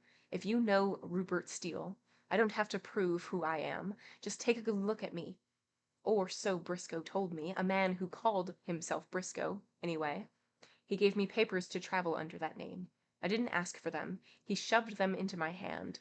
That Briscoe is dead." Bart struck his fist hard on the desk, bending over Raynor 1 angrily. "He sent me to find a man named Raynor 3, but the only one I really care about is finding my father. How you know as much as I do. Oh, now you know as much as I do about giving me some information for a change." He ran out of breath and stood glaring down at Raynor 1, fists clenched. Raynor 1 got up and said, quick, savage, and quiet, "Did anyone see you come here?" "Only the girl downstairs." "How did you get through the Lhari in that?" He moved his head at the Mentorian cloak. Bart explained briefly, and Raynor 1 shook his head. "You are lucky," he said. "You could have been blinded. You must have inherited flash accommodation from the Mentorian side. Rupert Steele didn't have it. I'll tell you this much," he added, sitting down again. "In a matter of speaking, you're my boss. 8 Colors, it used to be Alpha Transshipping, is what they call a middleman outfit. The interplanet cargo lines transport from planet to planet within a system. That's free competition. And the Lhari ships transport from star to star. That's a monopoly all over the galaxy. The middleman outfits arrange for orderly and businesslike liaison between the two. Rupert Steele bought this into company a long time ago, but he left it for me to manage until recently." Raynor punched a button, said to the image of the glossy girl at the desk, "Violet, get 3 for me. You may have to send a message to the multiphase." He swung round to Bart again. "You want a lot of explanations? Well, you'll have to get 'em from somebody else. I don't know what all of this is about. I don't want to know. I have to do business with the Lhari. The less I know, the less I'm apt to say to the wrong people. But I promised 3 that if you turned up, or if anyone came and asked for the 8th color, I'd send you to him. That's all." He motioned Bart ungraciously to a seat and shut his mouth firmly, as if he had already said too much. Bart sat. After a while, he heard the elevator again. The panel slid open, and Raynor 3 came into the room. It had to be Raynor 3. There was no one else he could have been. He was as like Raynor 1 as Tweedledum and Tweedledee. Tall, stern, ascetic, and grim. He wore the full uniform of a Mentorian on Lhari ships, the white smock of a medic, the metallic blue cloak, the low, silvery sandals. He said, "What's doing, one? Violet?" And then he caught sight of Bart. His eyes narrowed, and he drew a quick breath, his face twisting up into apprehension and shock. "It must be Steele's boy," he said, and immediately Bart saw the difference between the... Were they brothers? For Raynor 1's face, controlled and stern, had not altered all during their interview, but Raynor 3's smile was wry and kindly at once, and his voice was low and gentle. He's the image of Rupert. Did he come in on his own name? How'd he manage it? No, he had David Briscoe's papers. So the old man got through, said Raynor 3 with a low whistle. But that's not safe. Quick, give them to me, Bart. The Lhari have them. Raynor 1 walked to the window and said in a deadpan voice, "It's useless. But get the kid out of here before they come looking for me. Look." He pointed. Below them, the streets were alive with uniformed Lhari and Mentorians. Bart felt sick. If they had the same efficiency with red tape that we humans have, he'd never have made it this far. Raynor 3 actually smiled. But you can count on them for that much inefficiency, he said, and his eyes twinkled for a moment at Bart. That's how it was so easy to work for the old double shuffle trick on them. They had Steele's description, but not his name, so Briscoe took Steele's papers and managed to slip through. Once they landed on Earth, they had the Steele names, but by the time that cleared, you were outbound with another set of papers. It may have confused them, because they knew David Briscoe was dead, and there was just a chance you were an innocent bystander who could raise a real row if they pulled you in. Did old Briscoe get away? No, Bart said harshly. He's dead. Raynor 3's mobile face held shocked sadness. "Two brave men," he said softly. "Edmund Briscoe, the father. David Briscoe, the son. Remember the name, Bart, because I won't remember it." "Why not?" Raynor 3 gave him a gold-glinting, enigmatic glance. "I'm a Mentorian, remember? I'm good at not remembering things. Just be glad I remember Rupert Steele. If you'd been a few days later, I wouldn't have remembered him, though I promised to wait for you." Raynor 1 demanded, "Get him out of here, 3. Raynor 3 swung to Bart. "Put that on again." He indicated the Mentorian cloak. "Pull the hood right up over your head. Now, if we meet anyone, say a polite good afternoon in Lhari. You can speak Lhari. And leave the rest of the talking to me." Bart felt like cringing as they came out into the street full of Lhari. But Raynor 3 whispered, "Attack is the best defense," and went up to one of the Lhari. "What's going on, Ryuko Mori?" "A passenger on the ship got away without going through decontum. He may spread disease, so of course we have alerted all authorities," the Lhari said. As the Lhari strode past, Raynor 3 grimaced. "Clever, that. Now the whole planet will be hunting for any stranger worrying themselves into fits about some unauthorized germ. You'd better get you to a safe place. My country house is a good way off, but I have a copter." Bart demanded as they climbed in. "Are you taking me to my father?" Wait till we get to my place," Raynor 3 said, taking the controls and putting the machine in the air. "Just lean back and enjoy the trip, huh?" Bart relaxed against the cushions, but he still felt apprehensive. Where was his father? If he was a fugitive from the Lhari, he might by now be at the other end of the galaxy. But if his father couldn't travel on Lhari ships, and if he had been here, the chances were that he was still somewhere on the Procyon system. They flew for a long time, across low hills, patchwork agricultural districts, towns, and then for a long time over water. The copter had automatic controls, but Raynor 3 kept it on manual, and Bart wondered if the Mentorian just didn't want to talk. It began to descend, at last, toward a small, green hill, bright in the last gold rays of sunset. A small, dome-like pink bubble rose out of the hill.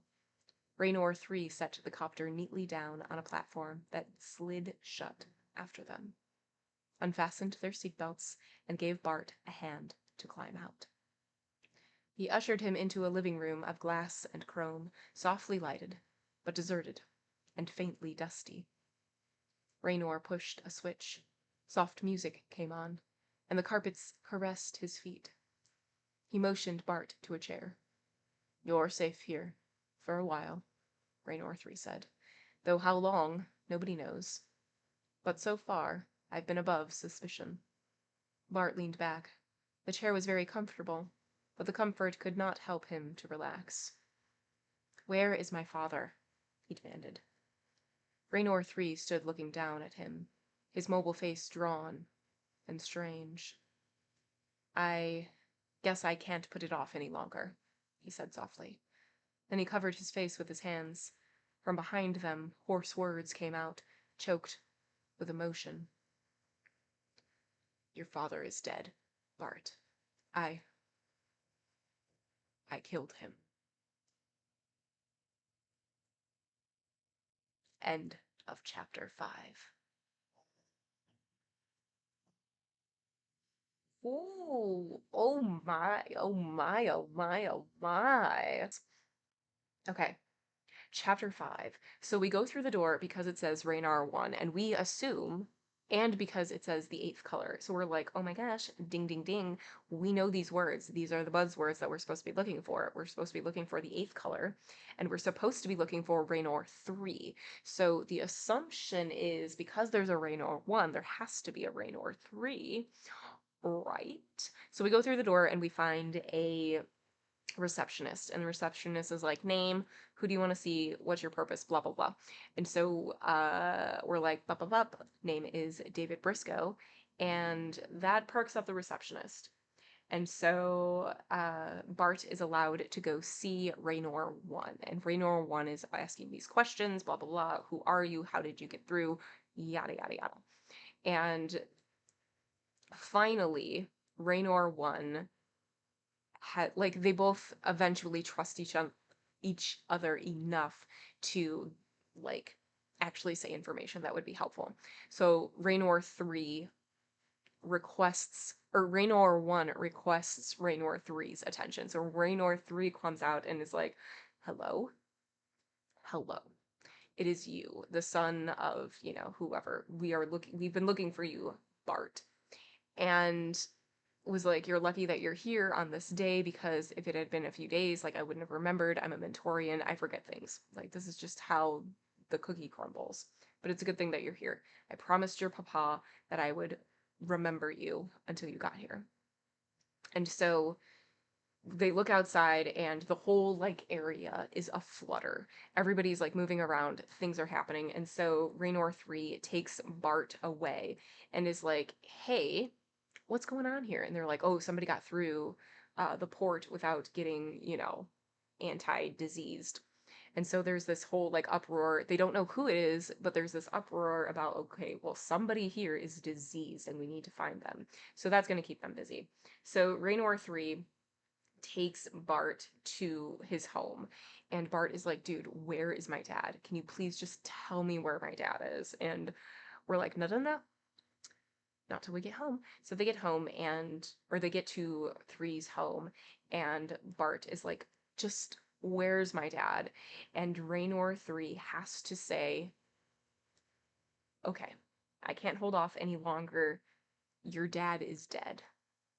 and I'm the one who killed him. Oh, bum, bum, bum. Terrible. And that's where we're going to end today. That's it. We did it. We did it. We did it. Ooh, this is getting good. Okay, so why so many questions have just opened up? Why kill Papa? What is happening? What has Papa gotten into? Is there actually an eighth color? What's going on? What is going on? But those questions may or may not be answered next time, but they will definitely not be answered today. Because that is where we're gonna end today. I know. I know. Gotta leave you wanting more, you know? So yes, we will continue the story next time, right where we left off. Thank you all for being here. Thank you so much for hanging out, feeding and hydrating Lil Bean, all those things. Oh my gosh, elite. No. But that's gonna be it. Yes, yes, yes. I hope you'll have a great night. I hope that you come back next time. If you don't, I hope to see you very soon. As always, whether you lurk, whether you chat, I 1000% I appreciate you. And I 1000% appreciate the support. Have a good night. Goodbye.